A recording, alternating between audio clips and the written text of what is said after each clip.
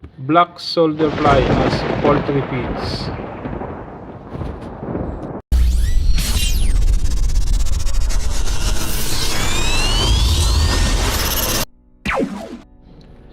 Can you imagine mga ka-farmers kung gaano tayo makakatipid sa feeds ng ating mga alagang hayop tulad po ng mga manok, mga pato, mga itik o di kaya kung tayo ay may baboyan o palaisdaan. Yan, ito po pala ang black soldier fly larvae o BSFL.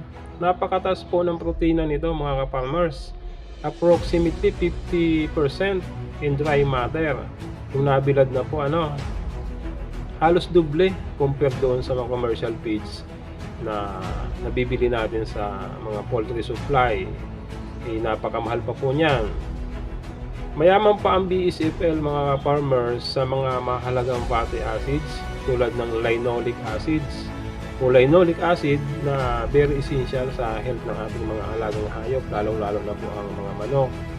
Alam nyo ba mga ka-farmers, kung tayo po ay nag-aalaga ng black soldier fly, liban sa nakapagbibigay na ito sa atin ng high protein feeds na libre, nakakatulong pa tayo sa kalikasan. Bakit kamo? Dahil ang pinapakain natin sa BSFL o sa larvae ay mga kitchen scraps lamang, mga vegetable and fruit scraps na pwede natin hingi sa palengke. Yan naman po ay libre dahil ibinabasura na lang nila yan at nagkukos pa ng sakit dahil nilalangaw lamang yan. Pamamagitan po noon, nakukulikta natin, ipapakain natin sa ating mga alagang larvae, nakakapagbawas tayo o nakakabawas tayo ng basura, nakakatulong pa tayo sa kalikasan. Kaya po, yan, napakaganda pong alagaan talaga mga kapatid ang BSFL o ang black soldier fly larvae. Yan. Napakadali lang po itong alagaan mga ka-farmers.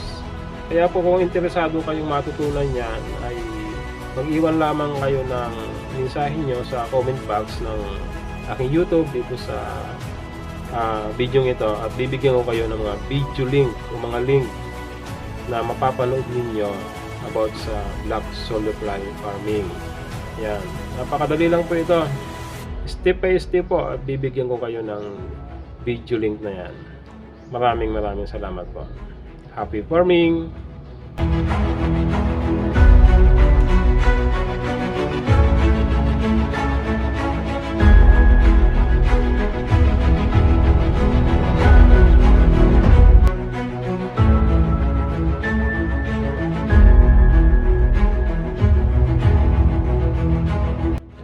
Sa iba pa pong detalye about sa farming, poultry farming, feed formulation at paggawa ng mga bagay-bagay tungkol sa organic farming ay huwag po kayong mahihiyang mag-message sa akin o magbigay ng mga mungkahi ninyo, request ninyo para pag nabasa ko ay tutugunan po natin yan. Maging sa feed formulation po, kung kayo po ay may mga gustong i-discuss o gustong ipagawa, i-message nyo lamang po ako o mag-iwan kayo ng mga messages ninyo sa comment box ng aking YouTube.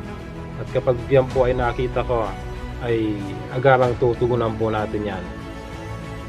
Yan po naman ang aking advocacy, ang makapagbigay sa inyo ng mga information at mga knowledges about organic farming.